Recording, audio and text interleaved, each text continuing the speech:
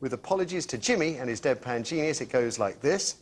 Say what you like about these servicemen amputees from Iraq and Afghanistan, but we're going to have an effing good Paralympic team in 2012. Now, according to some newspapers, there were people in the audience who were appalled by the gag, though no one is named, nor is it clear if any servicemen or women were there. But Carr has been condemned nonetheless. The Tory MP Patrick Mercer said certain subjects, such as serving troops, should be instinctively off-limits for stand-ups, while the mother of sapper Matthew Weston, who you will remember lost 3 limbs in Afghanistan and is now training for the Paralympics in the shooting squad, she said the gag was an insult to soldiers who've already endured the horrors of war. The Daily Mirror, well, it's carrying calls for the comic to be fired from his TV work. Jimmy himself apologised in an instant. He said, though, he's told the same joke all around the country to all types of people, including ex-servicemen and women, who'd all laughed. And he said the joke is part of the comedy he does. He is an equal opportunities comedian. He offends all groups equally. He's made jokes about paedophiles, about rape. Oh, I saw the rape ones. It was, yeah. War criminals, gypsies, and the actor for Christopher Reeve, who, of course, also became quadriplegic. He says no subject is out of bounds as long as it's funny.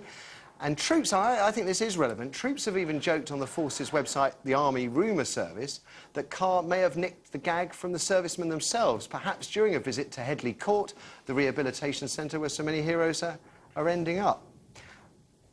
Go on then, Hardy, what do you think? OK, Jimmy Carr is well known enough for people to have an expectation of what they're going to get when they go and see him. I've seen Jimmy a couple of times, and I work in comedy, and I felt myself going, you've gone a little bit far there, but I don't rush off to the Daily Mail or the Daily Mirror. I can't help but think, when Bernard Manning was at his most offensive, the papers weren't full of, you know, race hate Manning. The other thing is, this may be painful for people to deal with. OK, I'm from an army family, all right? I've got armed services in my blood. But what was Jimmy saying? Jimmy was saying, another way of putting it, and correct me if I'm wrong, our armed services that have lost limbs in the war are such great people. They're so strong and so talented that we're going to have a brilliant Paralympic team. No, is that not the sentiment of what he's saying? No, then what is he saying, sir? If you're so clear... Stick the microphone on. Tell me how I've got it wrong. What's he saying?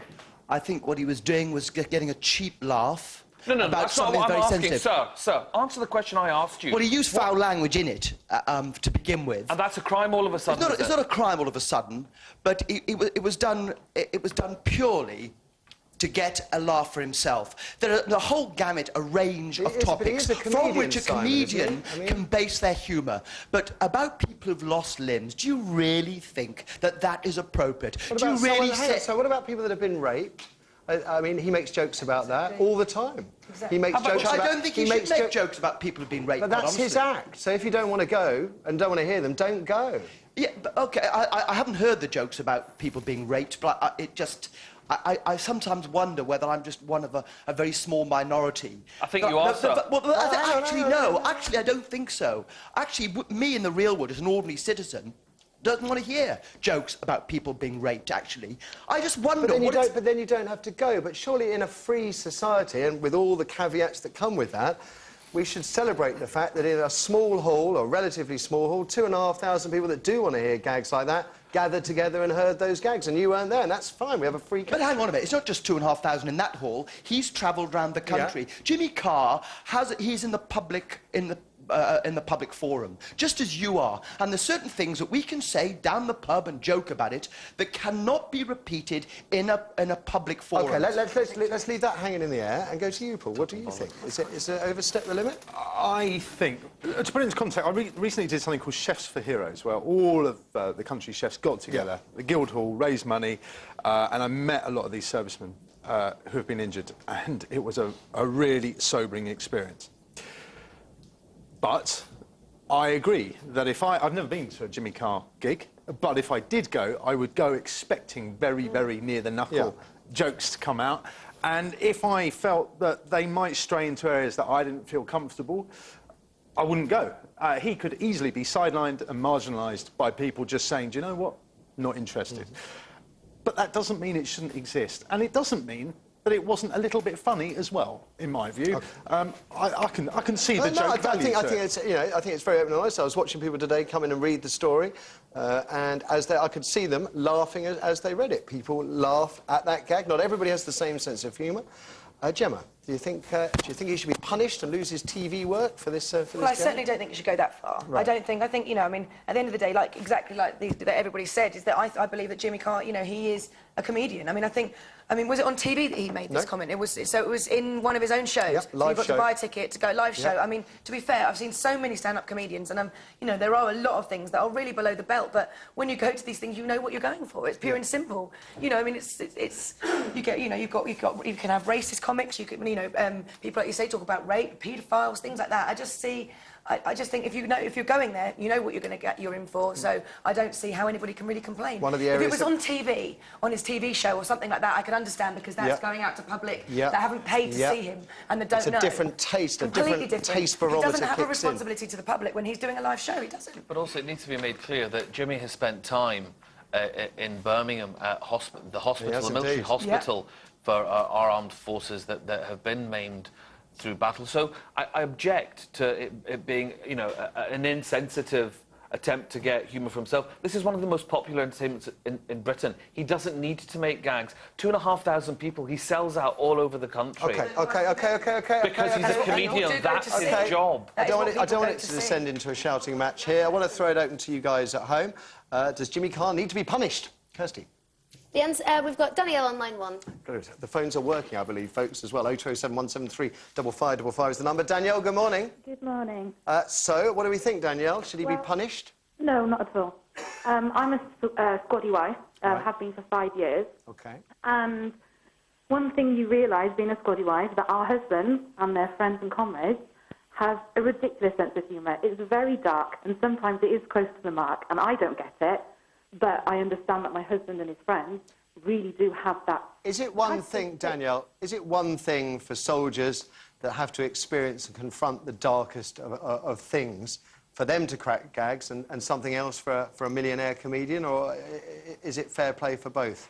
I think it's fair play for both, because the same soldiers will laugh at the gags that Jimmy Carr makes about paedophilia, rape, pikeys, as what Jimmy Carr calls them, etc., etc. And I think it's highly hypocritical if they laugh at that and then don't laugh at an amputee joke. Well, that's a very interesting point. And, you know, in Headley Court itself, the amputees play tennis, and they call it Timmy tennis, in honour of the disabled boy in South Park. I mean, that's their sense of humour. They take the mick out of themselves. I'll say again, though, Daniel, I mean, the Bernard Manning is a great analogy for Hardy to bring up, because I saw Bernard Manning as well, and I thought he was very, very funny, and I saw him with Asian people there who he picked on relentlessly, who also seemed to find him very, very funny. But it does... You know, soldiers making jokes about something they've been through is one thing. Other people making jokes about it, I'm not sure. Thank you. Let's have another. We have Chris, and he's on line 2. Chris, good morning. Good morning. Good morning. I think everyone should get a grip. Soldiers don't require any sympathy from anybody whatsoever. Most of them will find this funny. Jimmy Carr, some soldiers like him, some soldiers don't like him, but I don't think anybody's offended by his joke whatsoever. Nothing should be sacrosanct in comedy. OK, I mean, nothing should be sacrosanct in comedy. That's a bold statement. Nothing at all? No. Would you go along with that, Hardy? Nothing at all? Listen, I've been a victim of some really dodgy jokes through the years.